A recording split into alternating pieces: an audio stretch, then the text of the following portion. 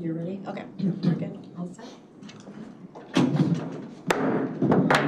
Welcome to the McHenry County Zoning Board of Appeals. I'll call the meeting to order now.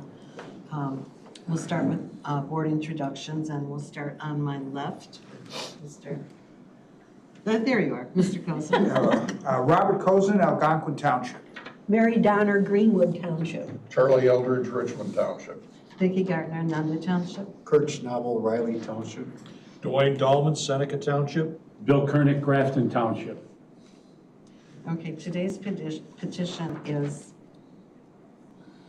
let me read it directly.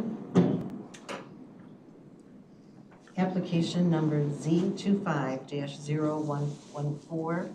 The PIN number is 17-33-200-006 and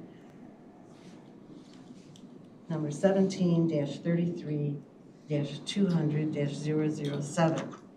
The property consists of approximately 92 acres and is located on the north side of Harmony Road, approximately 1,000 feet west of the intersection of Harmony Road and South Grant Highway in Coral Township. The applicant is Green Solar 9 LLC, and the request is for a reclassification from the E1 Estate District to the A1 Agricultural District and a conditional use permit to allow for a commercial solar energy facility. So today what we'll do is, if you haven't been to a board meeting before, has everybody signed in already? Okay, could you please sign in? It's Right here. yeah, okay. And if you have a phone with you, could you just please silence it so it doesn't ring in the middle of something important happening? So we'll start with oh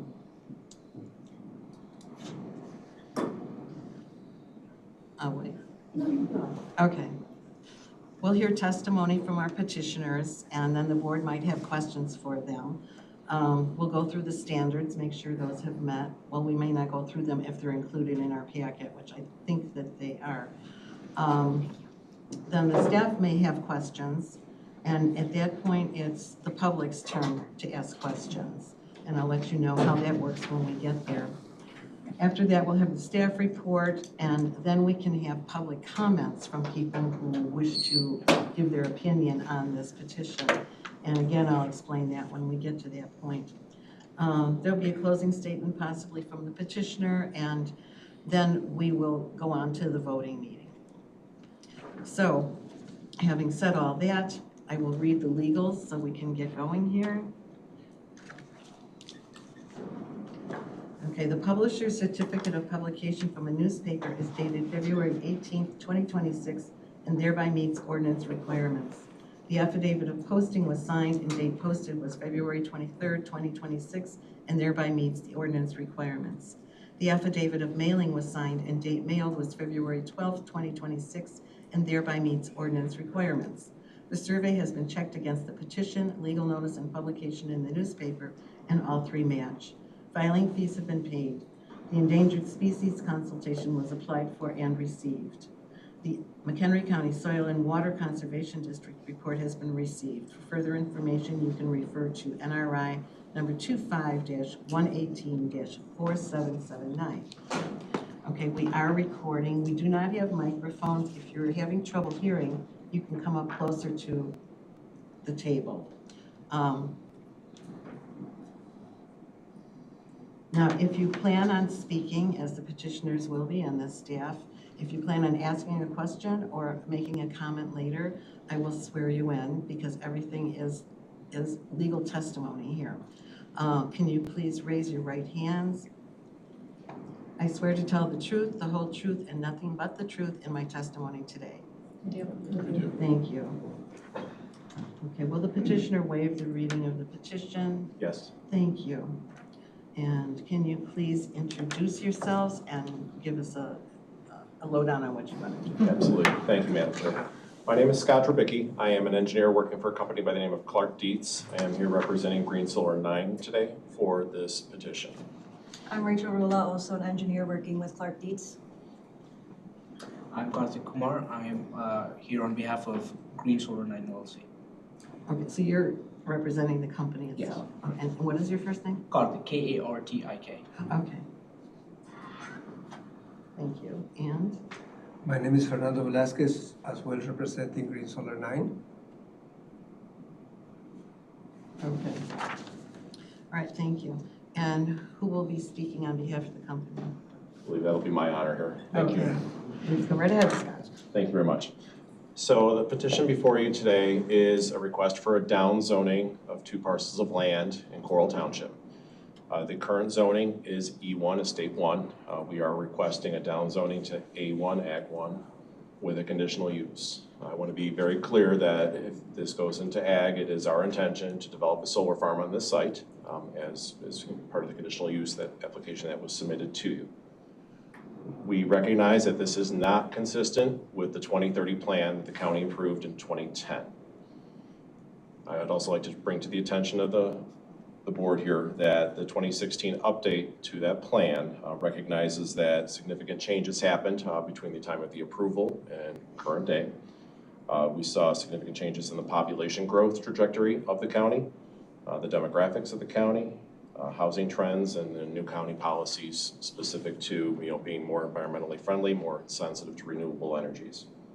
So we believe this project supports the county's 26th update to the comprehensive plan by preserving groundwater recharge, which is an environmental factor that is considered in that document.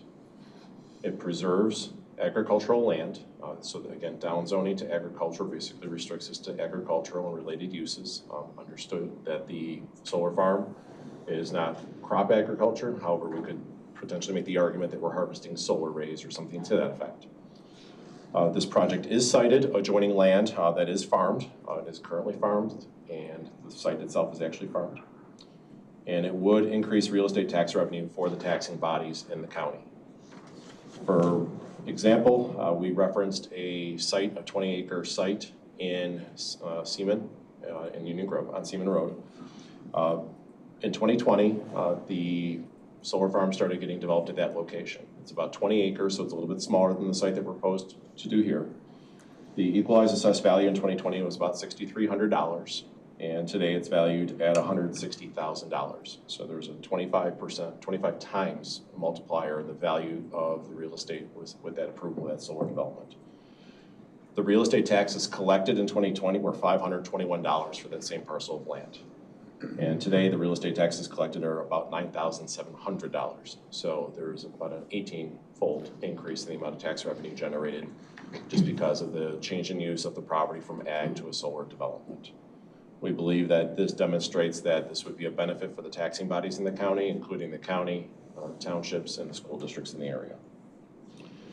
We believe this project supports the expansion of the local economy with improved access to renewable and redundant resources on the electrical grid.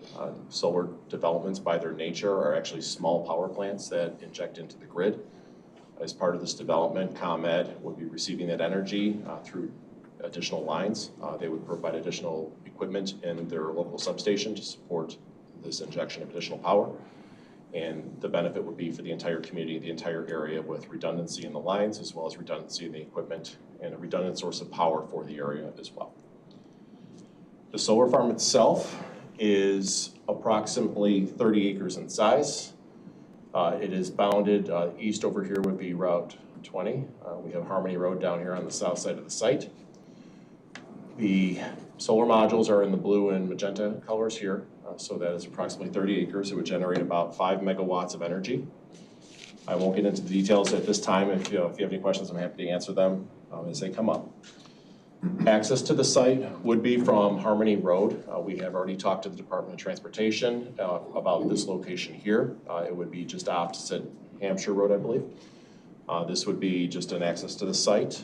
We are required to remove the existing farm access here to the west as part of that, so the DOT will only allow one access per site, if you will, and we would basically leverage that with the solar development here. So that would be our access point. Equipment-wise is right here is the key point. This is where the inverters and the transformers would be located. These are the heavy power where energy is converted from direct current energy to alternating current energy. It is then wired and piped out to ComEd here, which would actually occur on the south side of Harmony Road for the interconnection with ComEd. What's the difference between the blue and the magenta? I believe it is the power, the size of the modules there. The magenta modules here are a little bit smaller, just because we have space constraints and size limitations and how much energy we wanted to generate on the site as a whole. So it's just a matter of balancing the site. The regulatory items that are concerning to us and to the county on the north side here, we are abutting residential in the Prairie subdivision up to the north there.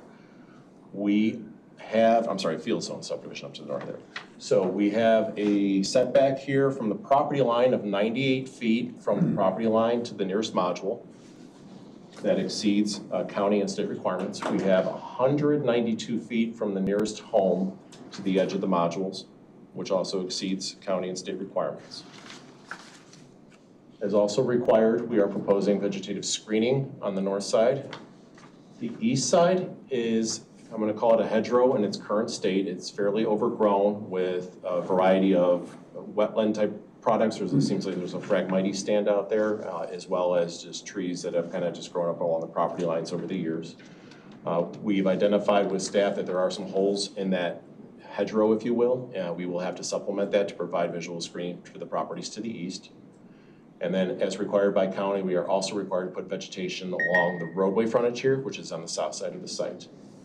The west side is not proposed to receive any vegetation for screening, simply because it is existing ag lands and it would remain as such. And at this time, there's no one to the west that would actually view it from that perspective. We have our agricultural impact mitigation agreement in place with the Department of Agriculture. As part of that agreement, as I'm sure you're aware, there are a lot of triggers for drain tile investigations. There are requirements for setbacks. There are requirements for restoration. There are requirements for decommissioning upon the time when the solar farm is no longer being used as a solar farm. That is already in place, and it is the intent of Green Solar 9 to comply with all those requirements. From the environmental perspective, we have cleared with the IDNR. We've cleared with the United States Fish and Wildlife Service. The State Historic Preservation Office identified that there were 2 homesteads on these parcels back in the 1800s. So an investigation is currently underway on those to ensure that there's no impacts due to the old homestead sites. One of them, I believe, is in this vicinity right here, and another one is in this vicinity over here. The field work on that just occurred this week. We don't have the results on that. However, that is in flight, and it would be required to be cleared before we would proceed with any sort of permitting with this development. We understand the county's requirements for stormwater management, and we would abide by those when the time comes for permitting. Different view of the site here. So this is our aerial, and as you can see, the site is fully farmed. It's all in row crops currently, and it has been in the last 80 years from what we can tell looking at archived aerials for this area. So it has been farmed since prior to the existing zoning, which I believe was put in place in 2004, which designated the estate. Nothing really else to communicate there. The perimeter of the site is going to be protected with a security fence. Our detail for that would consist of an 8-foot tall woven wire agricultural style fence. This is the ag woven, the knotted fence with the 6x6 holes in them. The intention here is to keep people out as well as animals that could get in there and mess with the solar modules themselves. There would be a gated and secured access on the main driveway, just a standard gate detail, nothing really special there. Access to that would be restricted to the developers, contractors during construction, and then for the long-term ownership and maintenance of it, this would be the access point where individuals are coming in to do the maintenance on it on a regular basis as well as required. For the vegetative screening, we have every intention to comply with the county's requirements for this. We have a bunch of different varieties of evergreen type vegetation that we can specify for this, and we would work with the county to see if there's any special requirements that they would like to see, and work with the neighbors if there's anything that they would want to see as well. Our typical installation would be an arborvitae. Here's just an example. These grow up to about 15 feet in height. Again, the fence height here is about 8. The module, top of module height at full tilt would probably be about the 15 foot, depending on where you're at on the site itself. So These do grow relatively quickly. However, when they're going in the ground on day one, we have the option to buy anything from a small little sapling up to a larger plant that goes in the ground. So day one, obviously, they're not at full growth. However, we do plan to do that with typical spacing so they're not encroaching on each other and killing each other. Internal to the site, as required by the Agricultural Impact Mitigation Agreement with the state of Illinois, we are required to plant under the modules with a pollinator-friendly mix. This is a CP42 mix that we like to specify. It works really well up in northern Illinois area here. It includes lower growing grasses such as blue stem or red top, and it includes a bunch of flowering stuff. Again, the idea here is to support the pollinators' natural habitat. I don't speak Latin, so I can't really talk about a bunch of these things. The one I do recognize is goldenrod, coneflowers, black-eyed Susans, things of that nature. So those are included in this seed mix. Under the modules, this is the mix that would be used. It's low enough growing where it doesn't impact the modules themselves as it is growing up. It will need to be maintained on a regular basis. And once a year, I would imagine, spring or fall, this would be mowed down twofold. One, exposes the dirt floor, if you will, and gets the spring heat on the floor to help germination in the spring. It also reduces the load of having dead vegetation on an annual basis. The perimeter of the site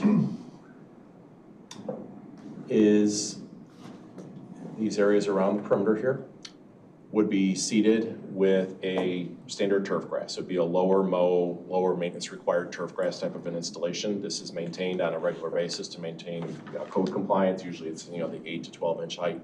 I'm not entirely sure what the McHenry County requirement is for that, but that would be part of the operation and maintenance agreement for this site. The perimeter would be mowed on a regular basis, and that's really just for the regular service personnel that will go out there. Mowing, maintenance, cleanup, things of that nature. So that's what that is intention there. On this drawing, I would call your attention to these dark shaded spots. These are historical flood of record identifications that the county provided to us. So what we've identified here is historically there's been water in these areas. We recognize that.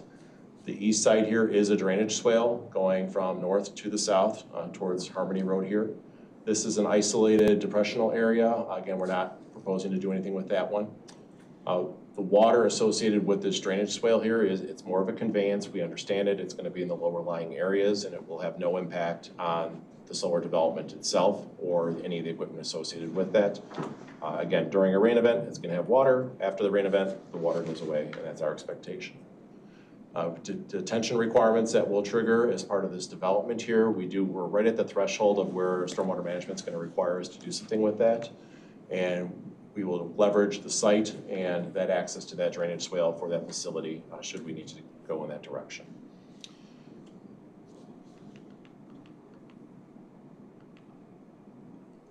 Decommissioning at the end of life.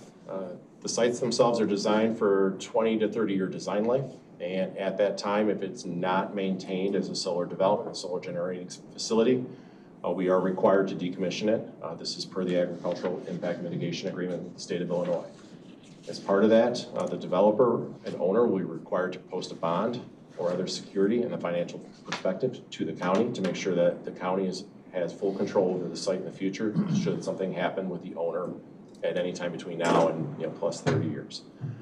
The decommissioning agreement does require that all of the facilities be removed to a depth of 5 feet below existing grade, and does require that the existing site be returned back to its state prior to being developed. So it would go back into a row crop type of a field, where I would imagine in this case would be flat, mowable, or discable when the time comes. And ultimately that would conclude the life cycle of the solar development should that occur some 20, 30 years into the future. That concludes my presentation for this part of it. We can get into standards for map amendments and things of that nature as you see fit. I don't think I need to review all that with the competent board here as it is, but I'm happy to discuss those topics as well if requested. Those were included in your information in our packet? Yes. Okay. All right, then we will use those as testimony. Okay. Okay. And no one else on your table here wants to speak? No. Okay. All right, then we'll have some questions from the board. We'll start with, Mr. Kernick way down there. I guess I'm looking at this as two issues that we have to address. One, the first, to ensure that the standards for map amendments are met. And secondly, that all the requirements for a commercial solar energy facility, the conditional use are met as well. And if you could address those, I believe they're in your packet. We're talking about the approval standards for the map amendments? The map amendment first, yes. First, I understand that you said that this property has been in agricultural production for over 80 years, as first as you could determine, correct? Correct. And the property adjoining the project itself has been in farm use for about the same period of time? This location, everything west of this location has been in ag use since the early 1900s, correct? And what do we have on the east side of this property? East side of the property is a myriad of business use and industrial use associated with commercial development. So there's a plumbing operation immediately east of us, right here.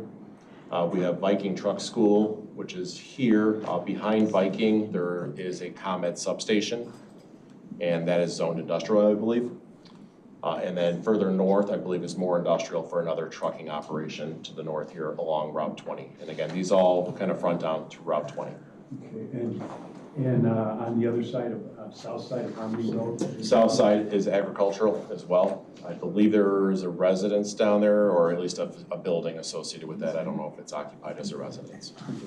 Could you call up our, Kim, our standards for map amendment? Do you have them? Yeah, I can Right pull there, those up Amy. online. 1 second. Apparently, I'm not the only one with the clicker. You are not.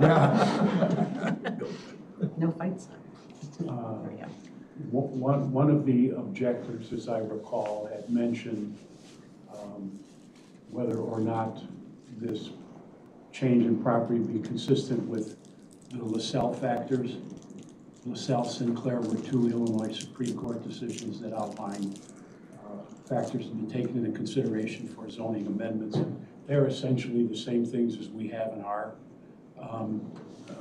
zoning standards. So if you could please address A through H for me. I'd be happy to, thank you. Compatibility of the proposed zoning with the existing zoning. So the existing zoning of nearby properties includes agriculture, residential to the north, business industrial to the east. As proposed, the agricultural zoning is compatible with these existing uses and zoning designations. The proposed conditional use would be a great long-term neighbor with no noise, no dust, no farming machinery. As the down zoning, and this is the least impactful zoning district that we can put on this property, that basically prohibits any future development of anything beyond agriculture and agricultural uses. The extent to which property values of the subject property are diminished by the existing zoning. So the existing assessed value, as I indicated earlier, would be expected to increase by a reversion of this property back to the agricultural lands, which would allow the property owner to then lease it to the solar developer. So the current property is diminished in as much as they are unable to develop it into residential. It has had the opportunity to do that. There is no market for it at this time. And as such, the highest and best use would be to actually go back down zoning. This is a very unusual request I get, but it would actually be to go back to allow the leasing of the land for the solar portion of that. The extent to which public health, safety, and welfare are promoted by the existing zoning. So the existing zoning, as the state, promotes future development of additional residential property on here. This includes burdening the emergency services of the area, burdening the schools, and additional draws on the groundwater resources that are limited for all of us in the community. The relative gain to the public is compared to the hardship imposed upon the applicant. For this one specifically, I can't really say that there's a benefit or a discouragement on this one. So I'm going to call this one a neutral approach from my perspective. Okay, just to interrupt just for Yes. a moment. And under our standards and under the LaSalle factors, no one factor here is controlling, and it really involves a balancing of throwing A through H in the mix and seeing what you come up with. I understand. Thank Thank you. Thank you for clarifying. The pen is way behind you, sir. The suitability of the property for the purposes for which it's presently zoned. So this area appears as though it was zoned to E1 to be compatible with the Fieldstone subdivision to the north. We believe that was built in the early 2000s, and at the time it seemed appropriate as the development trajectory of McHenry County and this area seemed to support there be a lot more estate development at that period in time. That has not come to fruition and has been used as ag ever since with no potential development for residential at this time that we're aware of. The property itself hasn't had a homestead on it. The latest record we can see for a homestead was 1879, I believe. And again, by the 1930s, the homestead was already gone at that time. I believe there were two different parcels, two different farmers at the time. I believe it was the same last name, so I assume it was a family division at some point. So it has sat vacant in that entire period of time. That kind of addresses number, or F here. If we call vacancy is basically just being used for farm use without a principal residence on it. Again, last known was over 80 years ago was when it had a development on it. Community need for the proposed use. So the ComEd service territory, which includes all of ComEd, not just McHenry County area, but it is forecasted to have an increase of 24% in about the next 5 years in electrical demand for the ComEd territory. I could just interrupt. Yes, sir. The proposed use is agricultural, Correct. so address that for the map amendment. Because in my view, I think the two aspects are separate. So for the community need for the proposed use, correct? The proposed use is agricultural for the map amendment. Yes. Good point. Good point. So the proposed use as agriculture is a benefit to the community as it does decrease the likelihood of intense development occurring out here. And it improves the ability for the county to maintain control over the development potential of the area and reduce the impacts on the local services. Does that answer the question enough? In general, yes. Understood. Okay. The consistency of the proposed amendment with the adopted comp plan and the appropriateness. Again, this proposal is not consistent with the current approved comp plan. We recognize that.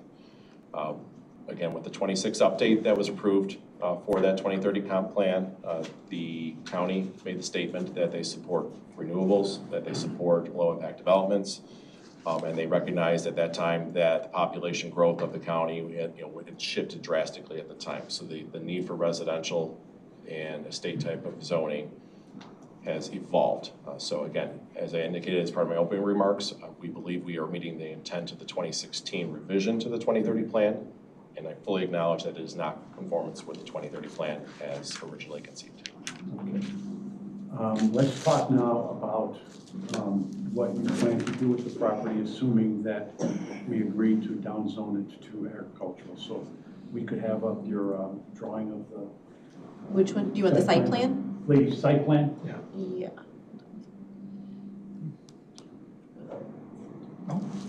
Okay, if you could stop there, please. First, let's talk about the north side of your site plan. That's where you plan on the screening, the arborvitaes? Yes, sir. Okay, referring to the drawing, without calling it up, the drawing that you had, which was a picture of some other site showing the arborvitae. You Yes. also had some low shrubs in front of that. Yes. Is that planned also for this property here? It is not. The picture with the arborvitae in it was specifically something that was available for free, and it just shows kind of the magnitude of the height of those. A picture of an arborvitae standing by itself doesn't really show perspective. I like that one because it showed residential setting in the background, so you can see how tall they get. Okay. The intention would be to provide evergreen screening along the north property line for the neighbors to the north, so they don't have to, when they look out, it's a softer visual for the neighbors to the north.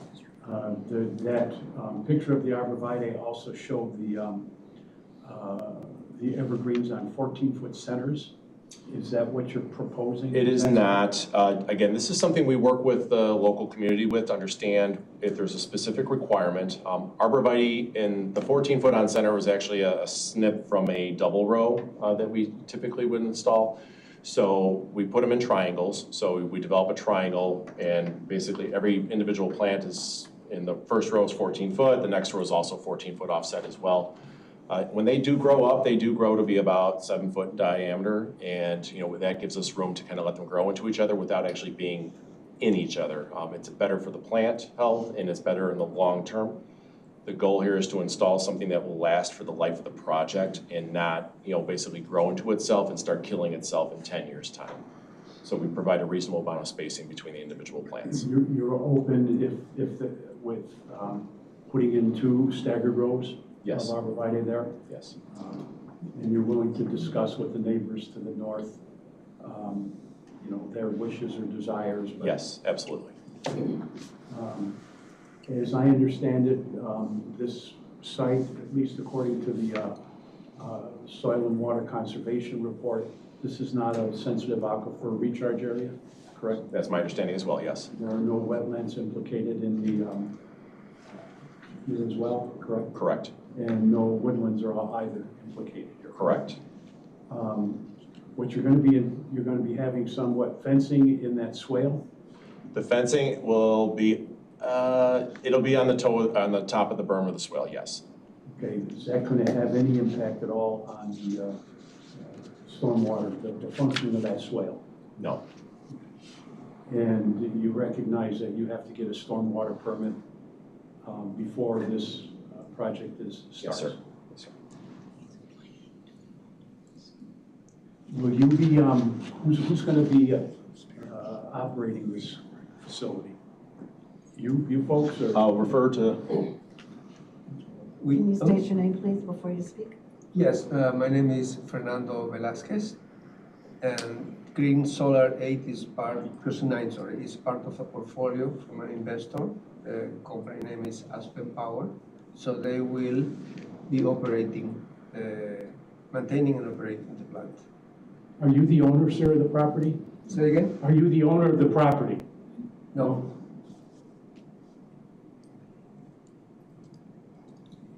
That's all I have at this time. Thank you. I'd like to know, you mentioned cover plants after the panels are up. I saw some names up there. Some of those take time to mature. What's the average time that you think from planting to maturity on those plants? and just for the cover crop, correct? Yes. So as native vegetation, you are correct. They do take a lot of TLC the first, I'm gonna say 3 years. Okay. So it does require frequent maintenance. Again, mowing in spring or fall is really important to get sunlight down onto the ground so that in springtime they can start germinating when, as the seasons change. And you are correct. With the solar panels, obviously their job is to grab as much sun as they can. So they are rotating throughout the course of the day. So there is a lot of indirect lighting that occurs. The seed mix that we have specified, it will figure itself out in my experience, where some plants that require more sun and they're not getting it, they will not thrive. The plants that do thrive on their specific location in the field, they will thrive based on the environmental conditions that exist. Okay. You mentioned that the panels will rotate. Correct. They'll be facing generally to the south and then Actually, and I'll do my best to describe this. I don't think I have an exhibit here with the actual torque tubes, but the panels will be on pivot points that run north and south. okay. And think of it as a hinge. Throughout the course of the day, it's called a single axis rotation. So the panels will be installed on the pivot point. In the morning, they're rotated towards the sun, and they will actually track the sun through the course of the day. So by evening, in theory, all these should be facing west. If there's not, please call, we have a problem. But that is how they typically operate. So they are sun tracking, and there are electronic motors on those torque tubes that help track that over the course of the day. So from dawn till dusk, there's 120-degree tilt, more or less, from side to side as they go. Okay. Thank you. Madam Chair, could I have a few more questions, please? I could ask a couple more questions? Sure, go ahead. The noise generation equipment are your inverters and transformers. Yes, sir, Could you show where they are located? right here. And have you conducted a noise study to determine what the decibel level is of the decibel level caused by the operation of this facility at the periphery? We have not done a study. We have the manufacturer's cut sheets for the equipment that's being installed. There's variability there just because the manufacturers are constantly evolving, and I can tell you the model that we're specifying right now might be different than what's actually available next month. Generally speaking, the equipment generates less than 75 decibels, which is louder than the sound of my voice at this time. Okay, that's 75 decibels at the equipment itself? Yes, yes. And so obviously at the periphery, it's going to be a lot quieter. At distance, it diminishes. There's a die-off curve, a deterioration curve for sound pressure levels. We do not anticipate any concerns once we get to basically the borders of the lease area. It'll be background noise 40 decibels as expected. Another owner brought up an issue of potential glare. As I understand it, at least as far as the homeowners are concerned, these panels will be tilted away from that property, correct? Yeah, the panels, again, in the morning, they'll be, oh boy. Oh, sorry, let me go back to you. No, that was me. I'll go back to your presentation, 1 second. I hit the wrong button, I apologize. There you go. So in the morning, the panels would be tilted to the east here. There is an incidence of glare potential at highly acute angles. So basically, first thing, early in the morning, and then in the evening as well as the sun is setting. So again, that glare would be directed east or west based on the orientation of the panels themselves.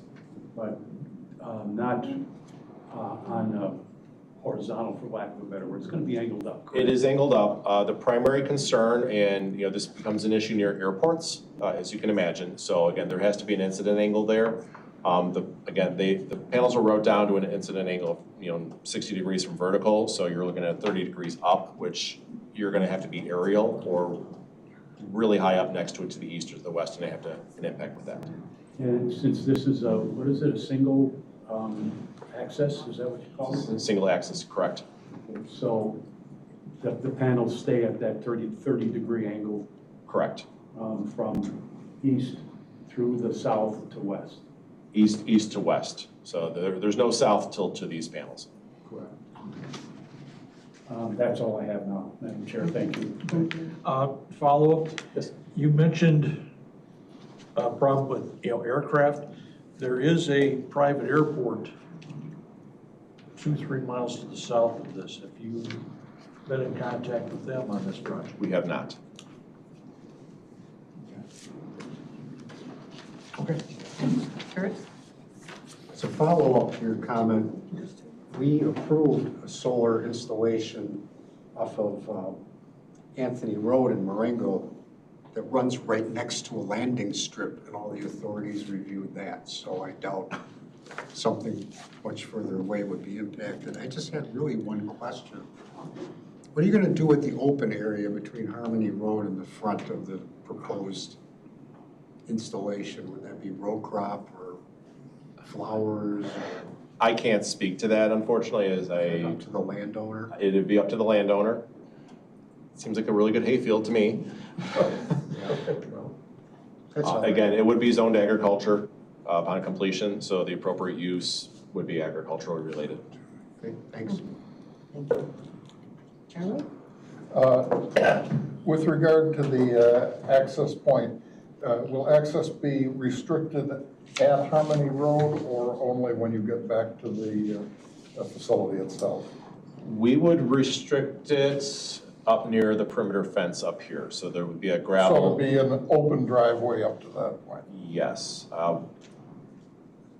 We could probably do something near the highway, like just a standalone gate, but it wouldn't be fully fenced in to discourage people from going. Well, and because you're removing the adjacent farm access, that will be the farm access for Correct. the fields that you're not impacting. Correct. So it would have to be available to the landowner or whoever is doing the farming on the remaining row crop plants. Yeah, we would My recommendation would be to approach that as like, okay, let's try and see what happens here. We would install the road and then the property owner, if they felt that there were too many people going up here, again, it is the property owner's property at that point. So if they felt there was a problem with that, they could look at putting a. Will you be paving any portion of the access road? Is that required? At this time, we're not proposing that. We will follow DOT requirements for the driveway apron. In some communities where we work, we are required to pave the portion out in the public right-of-way here. We would conform with the DOT requirements for that. Yeah, and we have experienced some first responders to wanting some area paved for their equipment near the road. Fair enough. Not just the apron, but maybe 50 feet beyond that. It is obviously a lot easier to maintain in the long term, especially because there'll be regular service equipment, a couple times a month. I expect they'll be out there mowing grass in the summer months. Winter, probably not nearly as much. Grass doesn't grow so well then. And then there would be, obviously, when they're planting the fields, they grab access here. They can go east or they can go west off of that as well. So it might be helpful to have a paved surface there. If the zoning is approved, when do you anticipate construction of this project? Cipriani? Sure. Yeah, I'm Karthik with Green Solar 9 LLC. We would estimate, as the zoning's permitted, we would estimate starting at the end of May. This year? Yes. Okay. My client's very aggressive with their schedule. We, just to add to that, we do have a executed interconnection agreement with ComEd, so. You do have an executed interconnection agreement. That's why we have the only thing holding us is the permit from the county. Once we get that and agreement with the county, we can the only reason to wait till May is to wait for the ground to thaw, so it's easier to construct and for us to get the material to start construction. And since I'm talking to you, are you required under your interconnection with ComEd to do any off-site improvements? No, I don't believe we're required to do any off-site improvements. Or pay ComEd to do off-site improvements? Are you, just so I understand clearly, are you talking about upgrades to their lines to interconnect the project? Upgrades Yes, to that is their correct. line. Yes, that is correct. They will be interconnecting, they will be upgrading their lines to interconnect the project. That's what Scott spoke earlier, that ComEd will need to upgrade the lines. Approximately, what is the cost of those upgrades? $600,000. Okay, so you will be spending $600,000 to upgrade lines that will serve not only you, but anybody in the ComEd area in that That is correct. general area. Yes. So the public at large will benefit from that. Yes. Okay. I think that's all I've got right now. Okay, thank you. Mary? Yes, ma'am. I have, just to check in, I see that you're going to do the agricultural fencing. We'll Yes. have a 6-inch opening at the bottom for animal transit? We are aware of that, and that would be abided by in the standard detail, yes. Okay, and will, and I forgot how to say his last name, the owner of the building, or the owner of the property is going to remain, and you will be a lessee? Correct. Okay, and so nobody's planning on selling it to anybody else or changing it over to another? The land ownership, It's had so many names since last year. I am so. fair enough. I don't want to be confused on who's doing what, where, when, and how. Understood, yeah. So Green Solar 9 will be the lessee, and that would persist as the owner of the development itself. The underlying property owner, I think it's CMJ something or other today. Yes, That would, something, yes. that would I'm sure remain. it's somebody's initials, but the guy's got a V in his last name. Okay, so you've talked to DOT, and for your access, have you talked to fire personnel yet? We have not. Okay, so that I'm sure is on your list of things to do, because Yes. you can't do anything unless the fire departments out there are aware and are ready to do that. Is there any plan for storage at this time? Battery storage? Yes. There is not. Is there any plan for battery storage in the future that you know of? Not that I'm aware of. I can answer that.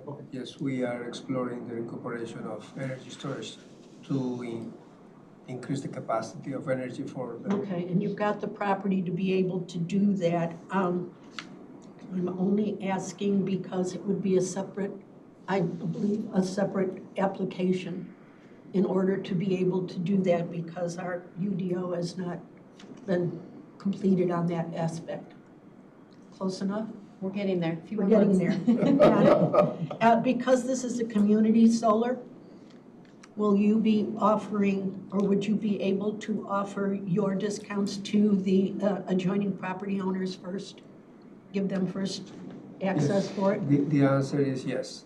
That is Okay. something that we will. So if they are amenable, when this goes through, they would be able to get first shot at the use of that. Yes. I can't speak for them, I'm sorry. Yes, sir. That is some part of the strategy to bring a benefit to the community is to offer as a first option to First the option local to them? residents.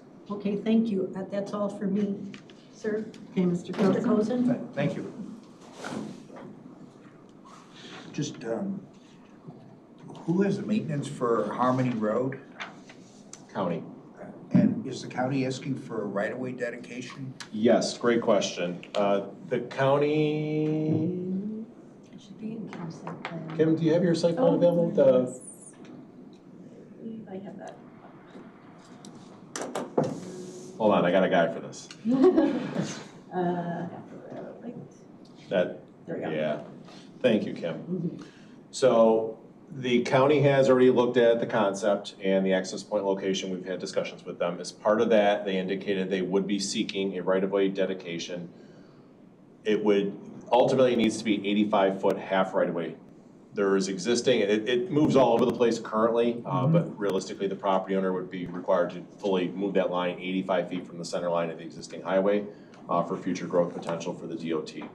The property owner is aware of this. They are agreeable to doing that if we get the approvals, and that would be required as part of both parcels. So the plat of survey that was submitted is correct in showing that the property owner's property extends beyond the traveled way of Harmony Road? Yep, and that's very common, okay. So, thank you. Just it's another community benefit that's being brought forward, and I'm sure that there is an assigned value to that property to which it is being conveyed without compensation to that private property owner or any other property. That is correct. You have a construction schedule that is in our record. It's page 45. Yes. And notwithstanding the calendar dates, it appears that it's a 150-day construction window in terms of when the equipment arrives to when it is operational. Commissioned, sure. Is that 150 days? Is that a correct reading of that schedule? I believe it is. Yes, obviously there are several contingencies, but it can typically go from 150 days to, depending on interconnection processes, upgrades, we can probably reach even up to a year of completion to have the plant operational. But trying to break it out, and thank you, you've also attempted to do that, between the more substantial construction on the site, the establishments of the pilings, delivery of the equipment, that would occur at the front end, and how many days do you think that is generally in your experience? I can break down that. So the initial phase will be the site prep, access road, any SWEP measures, anything has to do with the civil work happen at the beginning. That will take 1 or 2 months depending on the complexity or the extent of the work. That will be followed by the installation of the mechanical components, so the piles for the trackers and all the mechanisms that go with the structure. That can take 2 months. And as they are finishing the job, that trade is finishing the job, the electrician will start wiring the system. So they start wiring all the DC panels, bringing from the DC to the AC to the equipment where we have the transformers. And the final work or the final stage will be the medium voltage connection, which is bringing the power from the plant to the interconnection point. That can take another 2 or 3 months. Then once everything is reached substantial completion, we will go through punch lists, check everything, inspections, audits, and then we will interact with the utility to interconnect. Yeah, thank you. During the preliminary review, do you have any reason to believe that any of the interconnections between the panels or to the inverters will be above ground or suspended in any way? Talk about wiring? Are we doing a cab system? Cap system. Yeah, we will use, it's brand CAB, it's CAB. It's a cable management that goes above ground, so we will not have cables underground. And you're aware of your obligations to adhere to the storm drainage and field tiles that are both imposed by the county as well as the state. So if any of those tiles were to be within your particular areas of the pilings and so forth, the obligation is on to you to restore and maintain that drainage. Is that We're aware. understanding? How many sites has Green Solar 9 have, or the company that is operating here? In How presently, many? yes, How many sites that we have built? yes, or even impending or in. Yes, expected?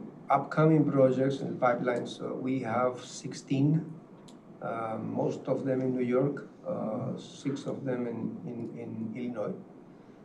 In the past, we have developed and built, so we take the whole process, this whole life cycle, which is site acquisition, development and permitting, and EPC side, which is we self-perform we oversee the building of this, so we will not outsource the construction of this.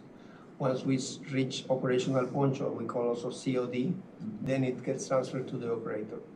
We have built, our company has built more than 500 megas in the last 20 years. And in the United States, we have built 6 projects in the last 5 years. So you do have familiarity working with Commonwealth Edison and PCMI and so forth in this particular area of Illinois? I can answer that. So we do have experience working with utilities. Comet, this will be our first project working with Comet. But as far as building and interconnecting with utilities, yes, we have experience with that. Are these panels bireflective? Bifacial? Yes, thank you. Yes, they are. And I also want to add a little detail that these panels have an anti-glare treatment. So that could explain the phenomenon that they don't have impact on local airports. Because as I understand the physics, what little I remember from high school, your intent is to absorb sunlight as opposed to reflect it outwardly. Yes, to absorb as much as possible from both directions, from both sides. Can you just, again, with the groundkeeping after the plants are there, what is again your maintenance for the vegetation that you're? Okay, sure. Just a little. So, I'll let Kim.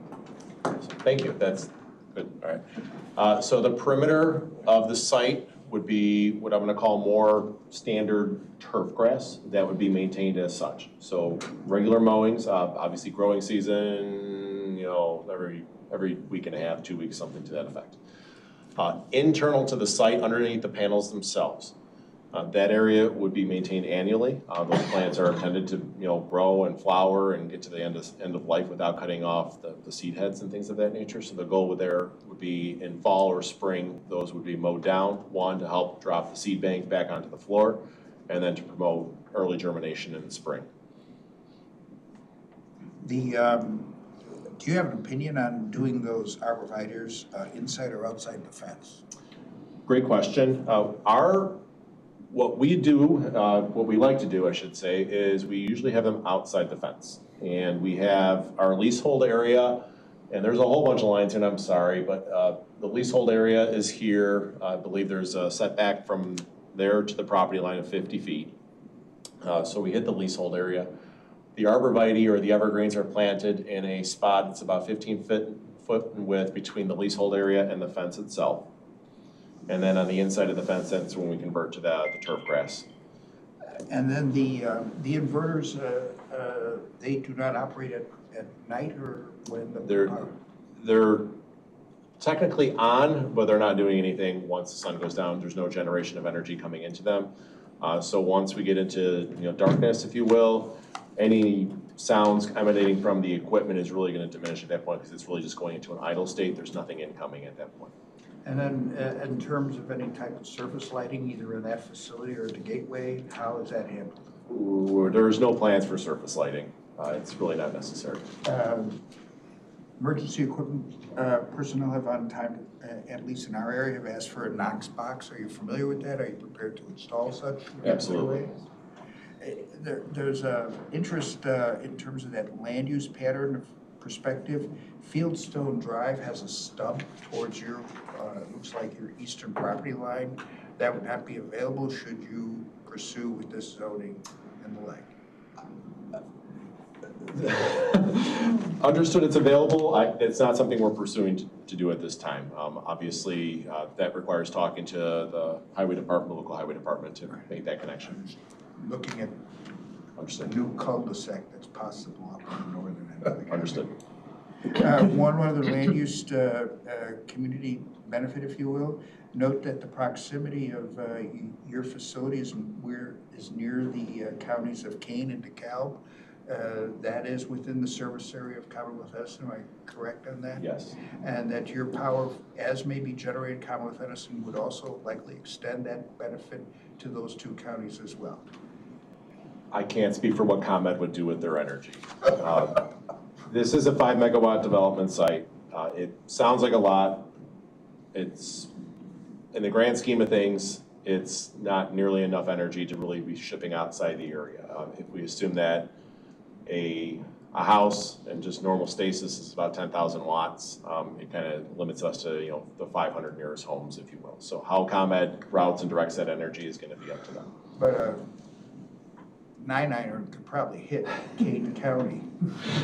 Fair enough. Thank you. I have no further questions. Thank you, Madam Chairman, for your time. Thank you. Yeah. Okay, despite all these questions being answered, I still have some questions here. Now, the owner of the property is also the farmer of the property? We're not sure. You're not sure? Okay. We've never asked the question as to who farmed. We just spoke with Mr. Volknick, and he said that, this has been farmed, but I never inquired about it. Okay, If and he's it's the being farmer. farmed now? Yes, it was farmed last fall, yes. Okay, and what did No, you? actually, it was, farmed. We saw corn. We were inside. Corn, Yeah, that's we what I was saw gonna some- ask you. yeah, inside to that. Okay, now these 1,800 homesteads that are on the property that you're leasing, are they outside of the site plan? We don't know for sure at this time. The archaeological specialist that we've contracted with was out on Monday. They go around, they look for remnants, if you will. We did talk to them, we found it, we got it dialed in. They're gonna let us know what those limits are. Without having those in hand, I can't really speak to where they are. I believe they were up against Harmony Road based on plats from the 1870s. However, we didn't have aerial photographs from the 1870s. It's such a disservice for us as engineers. So, There were helicopters. so we don't have the results of that. Once we do receive that, we will verify. Typically what occurs with these sites is if there are resources found, the archaeologist will basically say, okay, this is what we should do here. Generally speaking, we will try to avoid those areas just because we don't want to disrupt them or disrupt something that's going to irreparably harm for the future. So once we have those results, we'll have a better idea. But at this time, I don't specifically know. I believe they're up near the road, and I don't believe there's going to be an impact, but that's based on plat maps from the 1870s, which really just showed a very amorphous area there. Okay. Let's see. Like for instance, if they do this study and they find, not only these 1800s homesteads, but like some Indian burial mounds or something, then does that throw off the whole project? What if this is like in the middle of the site? It absolutely could. Okay, so that would be a deal breaker at that point? Yes. Okay, all right. Now, let's see, you answered some of my questions, but I still have more. Okay, Green Solar 9 Yes. LLC, Yes. okay, who belongs to Aspen Power. Now, Just to be clear, Green Solar 9 uh, is wholly owned by Cipriani Energy Group right now. and who was Aspen then? It will be transferred at certain point in Oh, the I near see. future. What, they will become operators, that they are the people who will be investing. Okay. Well, what is Green Solar's part in this grand scheme? Now, are you just the developers, or are you also doing construction and maintenance and operations as well? So I can answer that. So Fernando and I are actually from Cipriani Energy Group that owns Green Solar 9. And the reason why we do this Green Solar 9 is often counties and towns have this question of, once the project changes hands, who's responsible? And, we give the permit to Cipriani, but Aspen owns it now. So the reason for Green Solar 9 is to make an entity, so that has all the permits and is obligated to carry all the obligations of that permit. So in other words, Green Solar is the developer. Yes. Okay, Then got it. That was the easy answer, right? Yeah. Okay. The company name Green Solar 9 will persist regardless of who actually owns the company, if you will. So that'll be It could the be common somebody legal else. entity moving forward. Yes, okay. And to complete, I think you mentioned three phases. We, Cipriani, develop, we build, but we do not operate. Aspen will operate. Aspen Power will operate. Okay. But Green So Solar Green 9 Solar remains, Green Solar remains. Green Solar remains The as. name remains. Yeah. Just the name. owner of There it. really is no Green Solar. It's just the name of the place. That's- The legal entity that will own the project is Okay. Green Solar 8. Okay. 9. Green Solar 9. Okay. I think I tried to help, but I confused you. It is confusing because Right. I'm feeling like Green Solar doesn't actually have any employees. It's just a name for, Yeah, legal entity, correct. okay. Yes, for the project, correct. All right. Okay. Now then, how close to the nearest residence are you? Not just the property line, well, at the property line and the residence itself, how close are you? Thank you, Kim. Sorry, I'm trying to see if I can read that. Probably not. Can't read that, sorry. So the nearest residence is right here. Okay. This distance from module to the corner of the home is 192 feet. The next residence to the west here is 237 feet, module to home. Okay, not yet, sir. How many homes are on that side? Kim, do you have an aerial available? Let's see if it goes that far. Based on that property. No, the aerial really didn't show. 5 or 6. 5 or 6. 2, 3. Let's see what- 1, 2, 3, 4, kitty corner.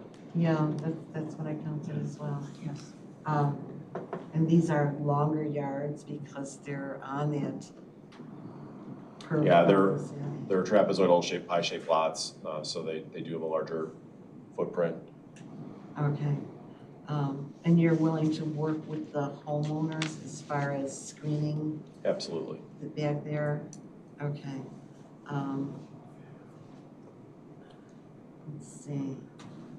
I had some more questions, but are you considering agrivoltaics at all? No. No, okay.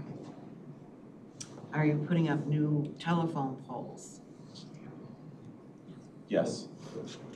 Yes or I no? think utility, yes, just correction, utility poles. Yeah, Yeah. I'm at school. I know. Medium voltage poles, yes. There's still I know what you wooden meant. things. Yes, that go- Yes, those I wooden know, things, yeah, yes. okay. Yeah, they would be up along Harmony Road, on the north side of Harmony, would be the upfeed pole. And then there'd be a stack of poles at that location. So each of these sites is fully isolatable outside the fence. So if something bad happens, ComEd can disconnect, emergency services can disconnect, there's a real good separation right there. At that point, it turns into ComEd ownership, and then it crosses the south side of Harmony Road, and then it's all ComEd at that point. But there is a demarcation point right there that it's us and them. And it's a very clear area where both parties can shut off the system and isolate the system for safety for any reason. And how many new utility poles are going up? Is it 4? 4? Or there's no connection. Let's go with 5, just to On be safe. Harmony Road. Okay, And again, it would be parallel to our driveway and north of, they're all gonna be north of the dedicated so right it's of more or way. less along the access road, not really on Harmony Road? Correct. Okay. Is there a way I can see the entire plan of survey and you can show me exactly where the site is where you plan on doing this? That doesn't do it justice. No. I don't think I have an exhibit that demonstrates that. Well, just use your little Sure. green thing or red thing. All right, so we're gonna start with the corner here, northeast corner of the ag lands, and again, this backs up to, I believe it's open space in Fieldstone here, and then we're gonna go, call it out to about here. That would then, flag all the way down to Harmony Road, at the Hampshire Road T intersection. Okay. And then we're talking to the north half of the site here. So this area in here. Yeah, I'm sorry, that is an absolutely terrible exhibit for that. so that's actually the southern portion of the site. Northern portion of the site. Okay. That's why I'm confused, I think. I keep seeing. So this area west of the subdivision would still be ag. Here would still be ag, and then there's a small spot out front that we discussed that would still be ag as well. Just kind of isolated with the driveway. So north is at the top, yes? Yes, Okay. And the site is actually on the bottom half? yes. Okay. So then it would be on the southern portion of your, The whole. I guess. Yes. this is what you do. So I guess if you look at the whole thing, it is right in kind of, we're gonna call it the south half of the middle, yes. Okay, thank you. Fair enough. And the access road that is now used for farming, is that going to be moved? It will be removed. The DOT will not allow us to have 2 access points Right. for the same use. So it'll be consolidated into the new improved access road, which will serve both the farmer Okay, as well as the solar development. okay, and the farmer's okay with that? Yes. Okay. All right, I think that's all I have for now. Anybody else have any I other have a questions? follow-up. Okay. With regard to the new utility poles, that is entirely mandated by ComEd and is not your choice, is that correct? Correct. I was So- just asking so that Yeah, I would know what exactly. people would be seeing. Where they are and what they are Yes. is dictated by Yes, ComEd. there's very specific spacing requirements that they want to see there. And again, it's all about safety at this point. ComEd, we're injecting a lot of power into their grid. Yeah. And they want to be able to say, okay, stop, we have to work here, keep everyone safe. Okay. All right, I think that's all my questions. Are there any questions from staff? Yeah, I just have one small question for clarification. I know you talked about using the cap cabling system. From the riser pole to the equipment pad, is that proposed to be underground, or would everything be above ground? Oh, no, that would be underground. Underground, and then it would be. I don't think we can, for NEC, we can have medium voltage Okay. that low. I didn't think so, I just wanted to clarify. So just for that stretch there, it will be underground. Yeah. Got it, okay. That's the only- Anything alternating current Yeah. would be underground out to the riser pole. Got it, okay, that was my only question. Okay, thank you. Okay, now it's time for the public to ask any questions they have.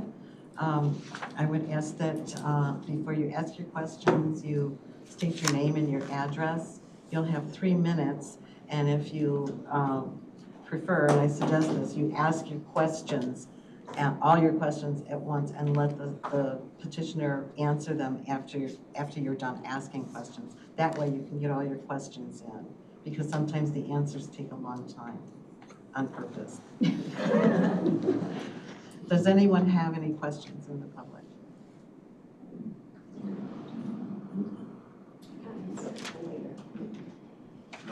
No questions, okay, just comments. Good. Okay, can we please have the staff report?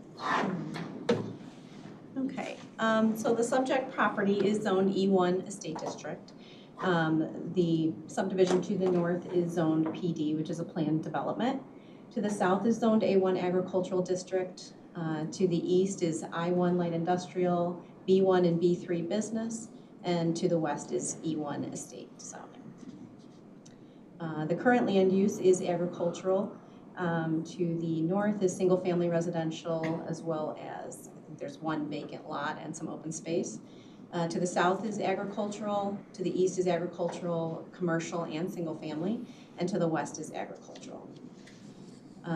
The future land use designation we did discuss is for estate. I know we talked about the update, the text of the update, identifying this as appropriate for renewable energy.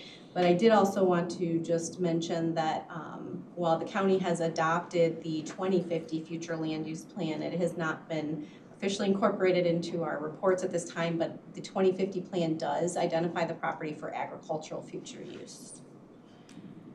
I don't think I had anything additional. The zoning sign was appropriately posted on the site. I believe that all of the state and county regulations have been met. I don't have any objection to the, or staff doesn't have any objection to the downzoning of the property either. And I feel that all of the standards have been addressed. Okay, thank you. Does anybody have questions for Kim?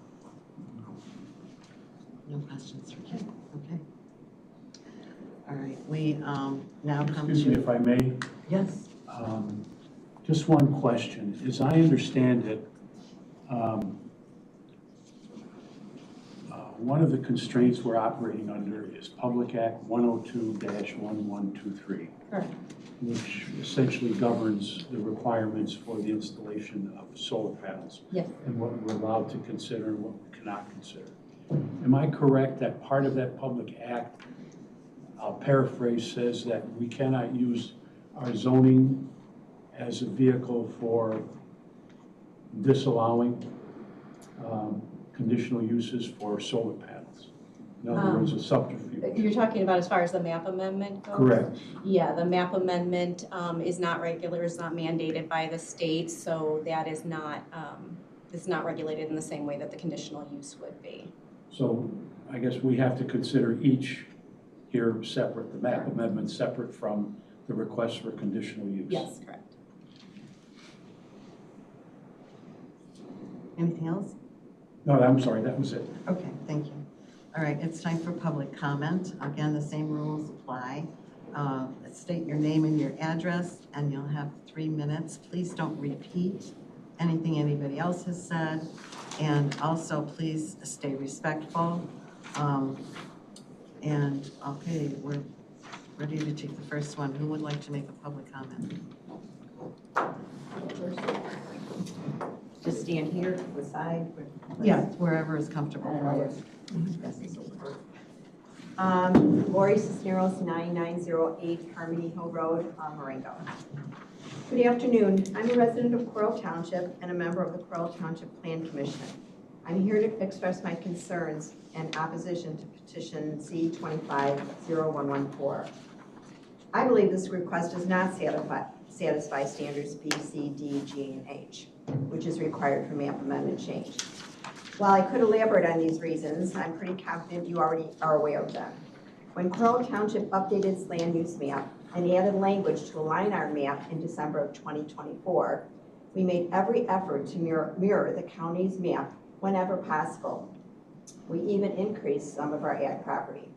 Over time, we've learned that the importance of working together to support each other in planning our future. The township, the county, the village of Hampshire all designate this property as estate. Residents of Fieldstone anticipated homes nearby in the future, not solar panels. Although now may not be the right time for a housing development on the subject property, I am pretty certain it will happen eventually. Like it or not, Marengo is poised to become the next area along the I-90 development route. I've been coming to Coral Township since 1968, and I moved here permanently in 1976. I've seen the changes, I've witnessed the growth, and yes, much of the time, I haven't been happy about losing another farm to a subdivision, but I've accepted it over time because it's part of development. Though we can't stop development entirely, we can plan for it wisely. Please don't disregard the land use plans created by Coral Township, the county, or Hampshire, when so much time, effort, and money has been invested in them. At least 13 solar farms so far have been approved in Coral Township. To the best of my recollection, all of them were proposed on agriculturally zoned land and fell under the mandates of the state. On page 5 of staff assessment, it underlines and states, quote, "This request also includes classification from E1 Estate District to A1 Ag, which is not mandated by the state." Simply put, there is no obligation to approve this request. Furthermore, the requested zoning is not just A1, it's A1 with conditional use to allow for a solar farm. It's essentially a package deal. Moving forward, do we want to set that precedent for future land use amendments, map amendments? I sure hope not.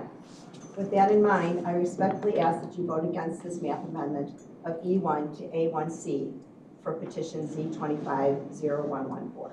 Thank you. Thank you. Anyone else?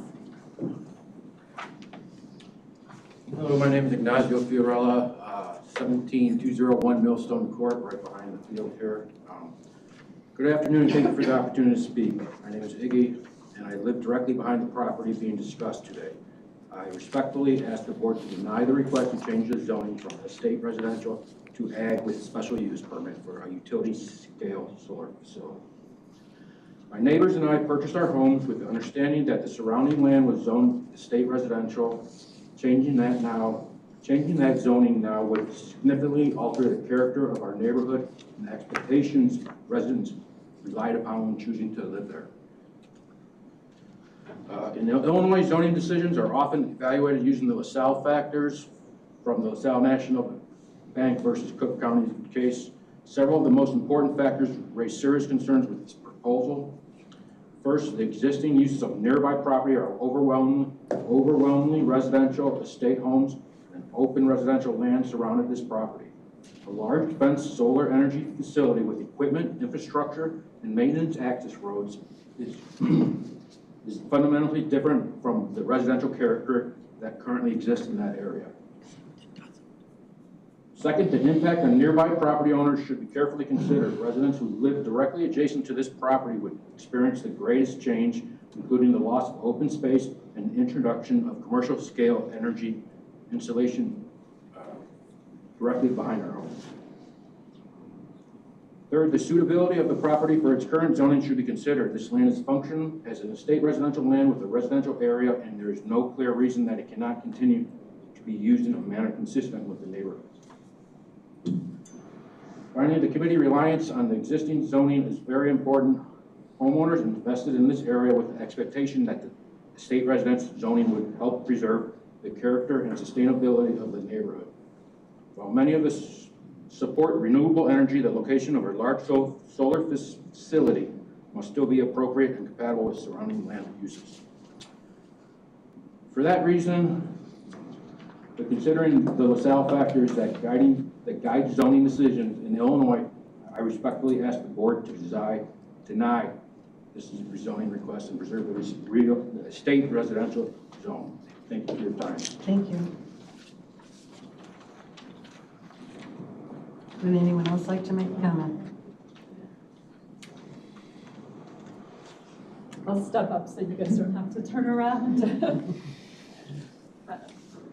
Good afternoon, Chairwoman and the ZBA board members. Would you state your name and address? Name and address, please. So sorry, I'm already off to the wrong, but my name is Kathleen Carr. My address is 16917 Harmony Road. Thank you. Thank you. Good afternoon, Chairwoman and ZBA board members. The benefits of solar farms are numerous and varied. As you most likely know, they are considered an inexhaustible source of energy. The type of energy they produce is clean and renewable, and unlike other land uses with zero emissions. Because solar farming relies on local energy production, it greatly reduces the amount of transportation and distribution losses, which is why it is considered an extremely efficient source of energy. As a neighbor of this property, I respectfully request that you please consider voting in favor of this request. The owners of this land have done extensive research into the potential uses for this property and feel that a solar farm is in the best interest of the community. They know the land better than any of us and have only the best interests of the community, the environment, and the county in mind. As you can see from the diagram and has been previously discussed, the panels would be set back from the road over 190 feet from the nearest residence. As McHenry County itself uses solar panels to provide electricity to governmental buildings such as this, at a savings to taxpayers, this request would seem to be in keeping with the strong desire of county government to reduce the county's carbon footprint in conjunction with other green initiatives. The working draft of the McHenry County 2050 Comprehensive Plan specifically sets out the following goal to be accomplished. In quotes, to keep pace with the nation's decarbonization goals and align with the state of Illinois' renewable portfolio standards, McHenry County should strive to generate as much renewable energy as it consumes.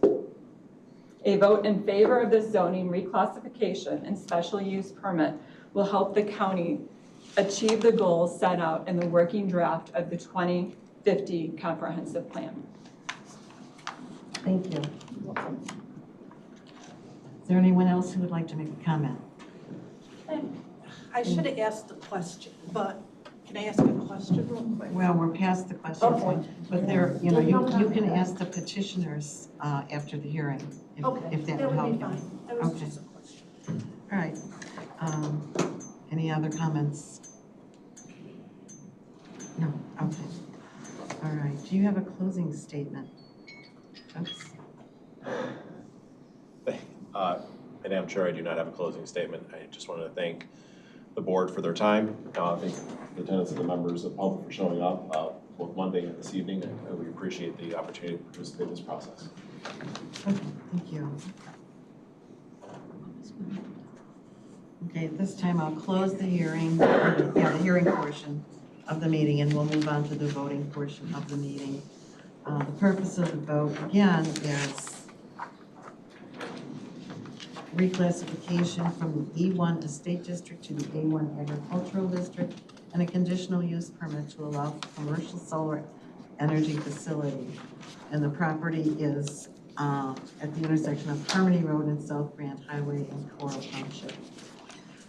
Okay, I will entertain a motion to, and I think what we're going to do is we are going to take these two issues separately unless there's some objection on the board. No objection. We will vote first on the reclassification, and then secondly on the CUP for the solar farm. So I will entertain a motion for the I move reclassification. that the petition for a map amendment from A1 to, E1 to A1 be approved. Donner seconds.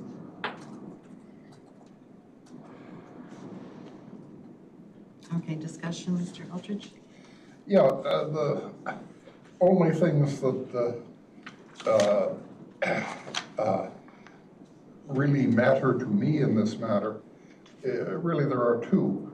One, that this property has never been used for anything except agriculture since it was settled in the middle of the 19th century. And second, while there was a speculation at one time incorporated in the 2030 plan, we have now reverted in the 2050 plan that really was a mistake, and that this land should be going forward agricultural land. I have a very strong predilection in any case in favor of a downzoning. Most of the land around here in the broader area is agricultural, and agriculture, as actually petitioner pointed out, gives the county over the long term much more control over future development than leaving it where it is. I believe the facts that It has never been used for anything else, and that it is proposed in our comprehensive plan going forward to be agriculture is prima facie evidence that it meets all of the standards for a map amendment to agriculture. And I unreservedly support this portion of the petition. Thank you. Mary? Yes, just to, not actually to correct you, Ms. Carr, but to explain that the 2050 land use plan has been approved in January Okay, thank you. with no other changes that I know of. And it went through very quickly and was almost unanimous at that time. So it's just a matter of playing catch up with all the work that has to be done to correct the things that we had talked about at that time. So given that, among other things, I think this is a good use for this property, is to go back to agriculture, to be called agriculture when it's being used as agriculture. And I know people will say that in 20 years, not going to be here in 20 years. Well, I'm not going to be here in 20 years either, but there is all kinds of solar in all kinds of places that we can get into doing that. And then once it's done, the owner is going to have better agricultural land to be able to go back into crop use. Thank you. Thank you. Mr. Cozen? Thank you, Madam Chairman. I'll be supporting the motion that is before us. I recognize that the comprehensive plan of McHenry County is not an immutable document. Much like our U.S. Constitution, it is not surprisingly cast in stone. We've already had 27 amendments since it first was brought forward. There is always a time and place, and this is the matter by which we go through such amendments and revisions with public documents, public discussion, and a public record. And looking at that public record, I believe the process has been fulfilled. I believe also the testimony has been accurate and support such findings, and therefore I will be concurring with this motion. Thank you. Mr. Schnabel? Let me start by saying that overall, as far as solar projects go, I don't necessarily think you have a bad application in any regard. I'm very, very leery of starting to downzone E1 properties. We could be opening up here a real big can of worms. And I will not support the petition on that basis, so that there's at least one no vote from this board. That county board should reconsider before starting to do this. And I'm just gonna say that much and leave it be. Thank you. Mr. Dahlman? This was rezoned from ag to E1 some 25 plus years ago. And I understand everybody's concern about having bought houses in that area. This is what was gonna be in our backyard. And like Mr. Schnabel, I have an issue with going backwards on zoning. So I will also not be supporting this. Thank you. Mr. Kernick? Just a couple of comments and responses to my colleagues' indication that they're going to be voting against this.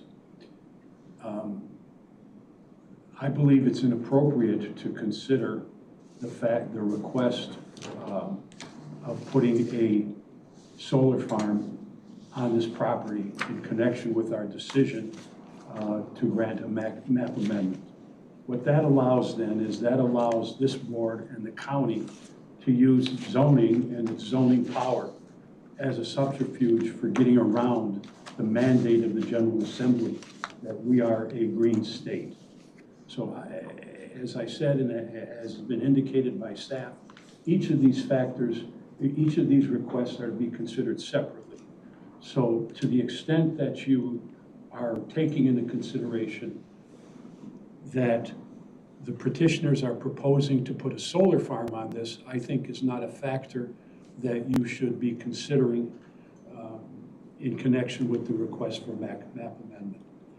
I'm not saying you're wrong, I'm just saying I disagree with your view. And as my colleagues have said, I agree with everything that Mr. Eldridge and Cozen have said. Bob Cozen has said, that the adopted comprehensive plan is not written in stone.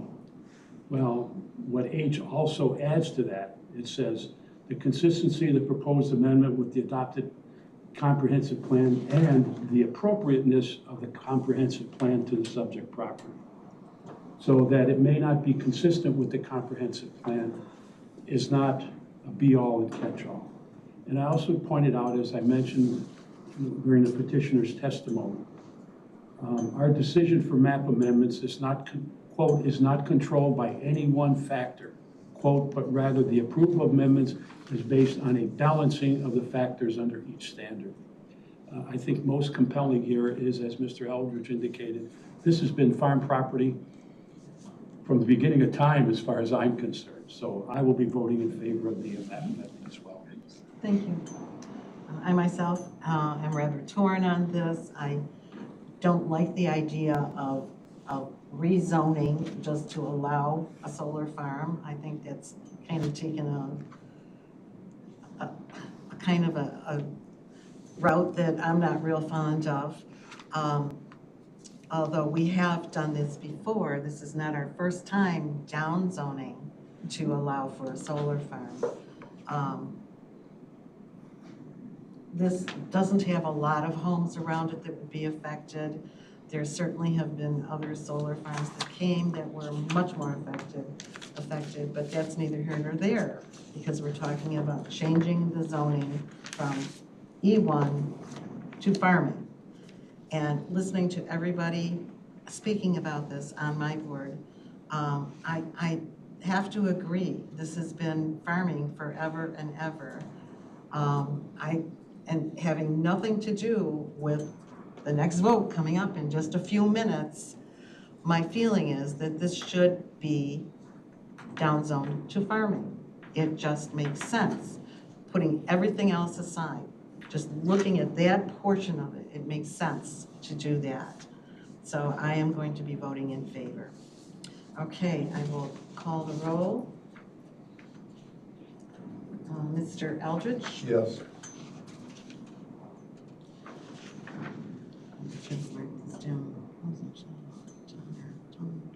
Okay, Mr. Cozen? Yes.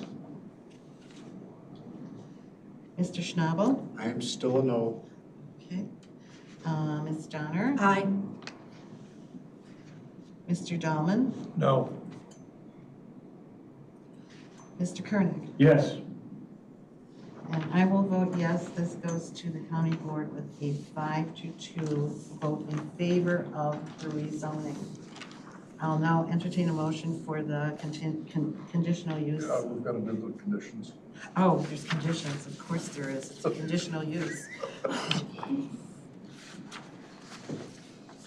Thank you, Charlie. Good thing you're here. Okay, has everybody on the board read the conditions that are proposed? Yes, Yes, we have. Is everybody in agreement with those conditions, that we don't have to go through them? Yes, we Yes. Would anybody like to amend or add a condition? Madam Chairman, I move acceptance of the conditions as presented. I'll Okay. second the motion. Donner? Okay, I'm not sure how to mark this on here.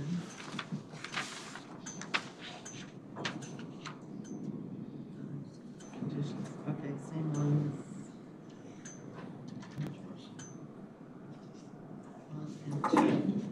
Okay, and I will call for the roll then. Mr. Eldridge? Yes. Okay. Mr. Cozen? Yes. Okay. Mr. Schnabel? Yes. Ms. Donner? Aye. Mr. Dahlman? Yes. And Mr. Koenig? Yes. And I will vote yes as well. So the conditions pass 7-0. Now that we're done with that, I'll entertain a motion for the CUP itself. So moved. Donner seconds. Okay.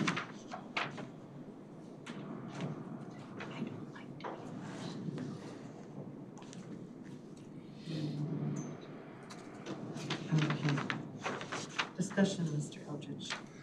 Yes, this is a parcel north of Harmony Road and just a bit west of Grant Highway in Pearl Township. It is adjacent to a subdivision that is roughly 25, 30 years old. It is bordered on that borders it partially on the north, partially on the east is a corridor of 20 that has been mixed business, industrial, commercial for a long time. In all other directions, it is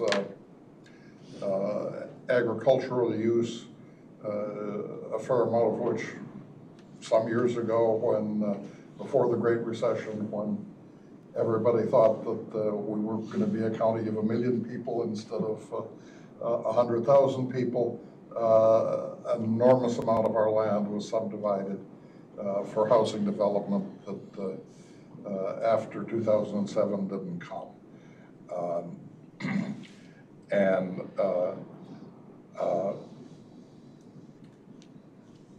It is the policy of the state to encourage solar farms.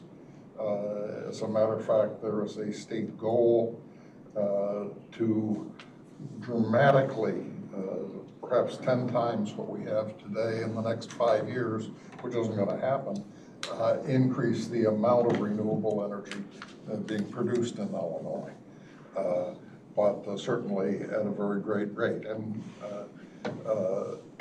furtherance of that, the General Assembly passed a pair of laws which require a zoning board, a county zoning board, to approve it if standards have been met. I believe those standards have been met, and staff has testified that those state standards have been met.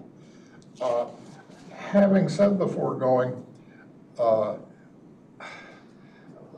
while I certainly respect the objectors, the objection seems to me that they are objecting to change, and that they would have much the same objection to any development on this property of whatever nature.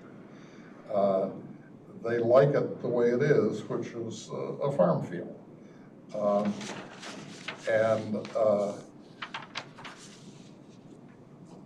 As a factual matter, there are a great many people who don't like the way these things look, but they will be screened after a few years. But other than appearance, there is nothing that could be done on this property that would have less of an impact on the surrounding community, whoever they may be. It doesn't have people coming and going. It doesn't have create noise or dust or really anything. It just sits there, and it's going to sit there for a generation and maybe 2 generations. I simply, there are no environmental impacts to this in this location or really anywhere else. In my view, this is a perfectly reasonable place to put this. We are required to vote in favor of it now that we have approved the rezoning. But I would have a very hard time voting against it under any circumstances, so I support the petition. Thank you. Ms. Johnner? I agree with what Mr. Eldridge has said and the comments that I made previously. Thank you. Thank you. Mr. Could I Oh. add one thing? Yes. I do want to associate myself with the eloquent statement of Mr. Koenig on... Is that okay with you, Mr.? It's okay with me. On that we should not use a map amendment as a reason to, should not connect a further use with the decision on the map amendment. I just wanted to mention that on the record. Thank you. Okay, Mr. Cozen, now you can go. Thank you. Not necessarily pitching for kudos on this end of the table too. I too respect the use that is given to us, which is a conditional use under the zoning ordinance. That enables us, after hearing the testimony, that there are 13 solar fields, and under the conditional use, that gives the zoning board of appeals the opportunity to set standards different from each one of them, so they are not accusatory that one is being treated different than another, but could be rather be customized to the land use and the purposes by which they find themselves, as well as the distinction of what one may see on the other side of those county lines on however they treat their particular uses in those areas of the state of Illinois, but which sets our standards by which we operate. And looking at how this county has done so, having those 13 solar fields, as well as the investments that those property owners have brought forward, gives us some ability to recognize the quality of life going forward. And for that reason, I support the conditional use as it is specifically drafted for this property. Thank you. Mr. Schnabel. Don't be surprised, I largely agree with everything that's just been said. Before I made my vote the last time, I believe I said something to the effect of I don't think it's a bad project. I really don't, compared to many of them that we have approved that are in wet areas or cutting trees down and on and on. We all know what I'm talking about. I see one benefit to it. That area right at Harmony and 20 is getting choked by trucks, truck repair centers, truck driving schools, trucks going to the tollway interchange. The last thing these people would need is someone coming in to change the zoning to put in another truck storage or service or logistics, small thing area. That would be awful if that were to happen. So in that regard, I'm in favor of it even more than I would be normally, but I will be voting to support that, definitely. Thank you. Mr. Dolan. I voted against the zoning change, lost that one. This is probably one of the better solar projects that I've seen come before this group. I've only been here a few months, so congratulations there. Like Mr. Schnabel, this is gonna, it's gonna be busy for a few months during construction. After that, it's gonna be quiet. There's not gonna be anything there. You're not gonna see a ton of cars and traffic and so forth any more so than is already running down Harmony Road. But you're not gonna have a logistics center there with 1,000 trucks in and out every day. So I will be supporting this. Thank you. Mr. Koenig? Just a couple of comments. As Mr. Aldridge indicated, he felt that his observation was that the neighbors are objecting to change. Don't interpret that, or don't misinterpret that as any belief or characterization or thought that we don't feel that you brought your concerns to us, in bona fides and in good faith.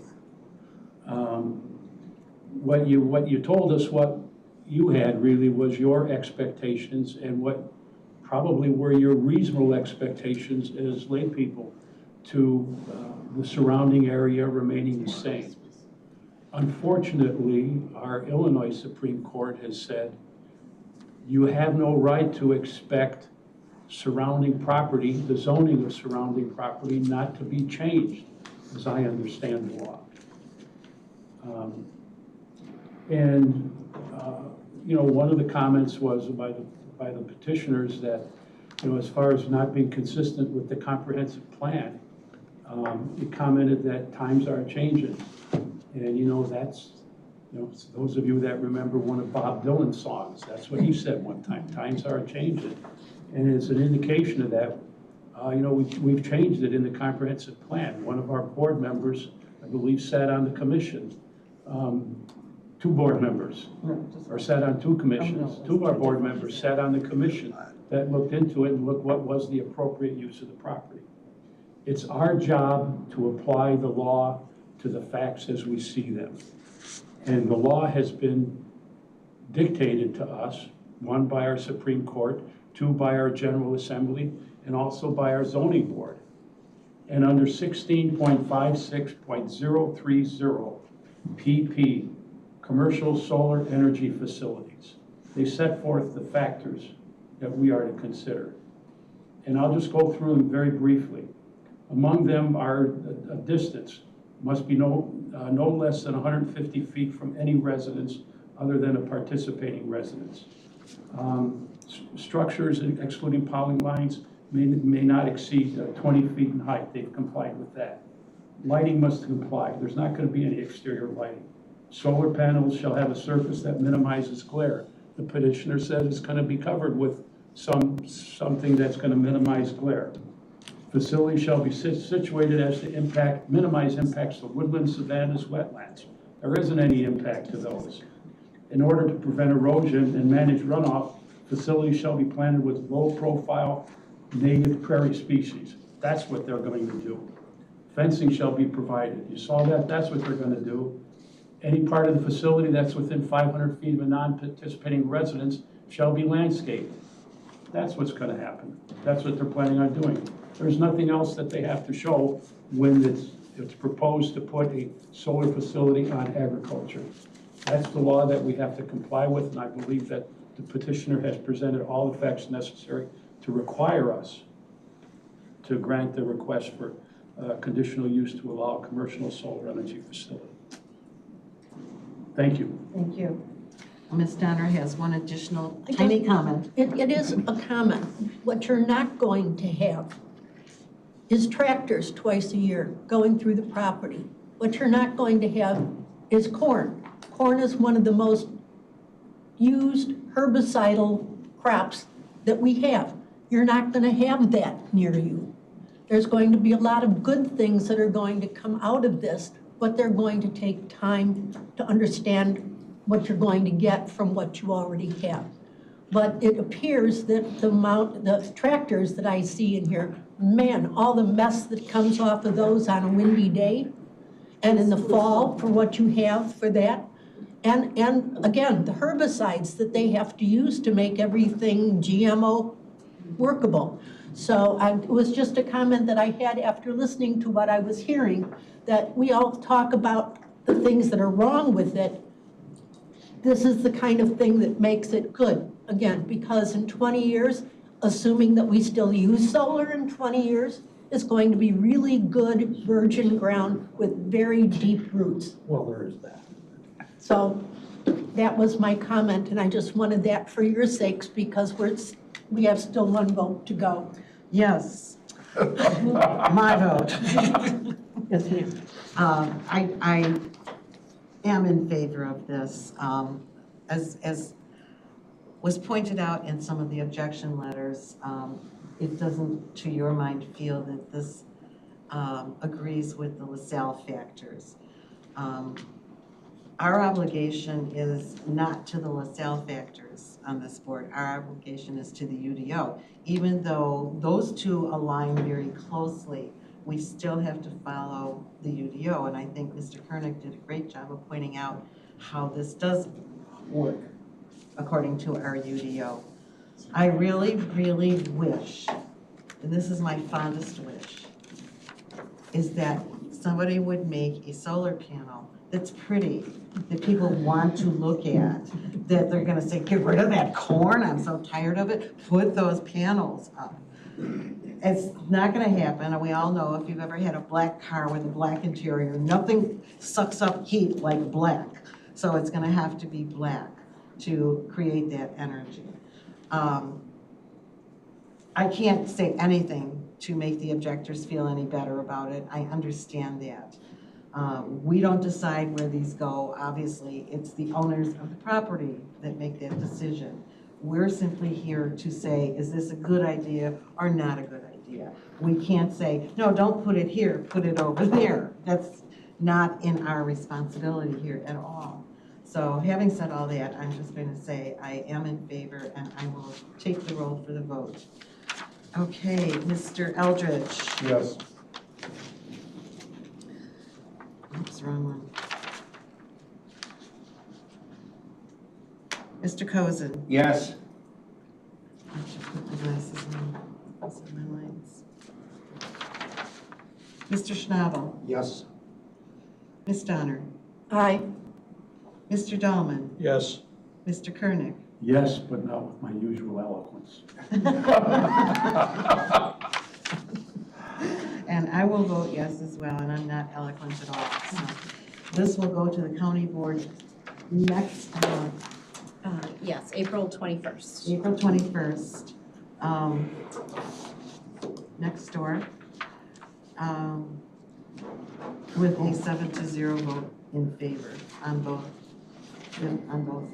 counts. That's my phone, excuse me.